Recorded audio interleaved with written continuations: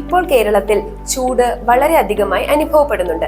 ഈ ചൂട് നമ്മുടെ ശരീരത്തെ വളരെ പ്രതികൂലമായി ബാധിക്കുന്ന സാഹചര്യമാണ് ഉള്ളത്. ഈ ചൂട് കാലത്ത് ശരീരത്തിൽ നിന്നും വെള്ളവും മറ്റ് ലവണങ്ങളും ഒക്കെ അമിതമായി നഷ്ടപ്പെടും. ഇത് ഡീഹൈഡ്രേഷൻ, സൂര്യാഘാതം, ക്ഷീണം, തലവേദന ഇങ്ങനെയുള്ള സിംറ്റംസ് കാണിക്കാറുണ്ട്. ഈ ചൂടിനെ പ്രതിരോധിക്കാൻ ചില കാര്യങ്ങൾ നമുക്ക് ചെയ്യാൻ കഴിയും. ഒന്ന്, സ്റ്റേ ഹൈഡ്രേറ്റഡ്. ദാഹം തോന്നുന്നതിന് മുൻപ് തന്നെ വെള്ളം കുടിക്കുക. അതുപോലെ തന്നെ നാരങ്ങ വെള്ളം, ഇളനീർ, ORS ലായനി എന്നിവ ഉൾപ്പെടുത്തുക. 2, അവോയ്ഡ് പീക്ക് സൺ അവേഴ്സ്. രാവിലെ 11 മണി മുതൽ 3 മണി വരെയുള്ള സമയത്ത് വെയിൽ കൊള്ളുന്നത് ഒഴിവാക്കുക. 3, ഡ്രസ് സ്മാർട്ട്. ഇളം നിറത്തിലുള്ളതും ലൂസായതും കോട്ടൺ വസ്ത്രങ്ങളും കൂടുതൽ ഉപയോഗിക്കുക. അതുപോലെ തന്നെ കറുത്തതും കട്ടിയുള്ളതുമായ വസ്ത്രങ്ങൾ ഒഴിവാക്കുക. കുട്ടികളും വയോധികരും ഗർഭിണികളും ചൂടിനെ ശ്രദ്ധിക്കേണ്ട വിഭാഗത്തിൽ പെടുന്നവരാണ്.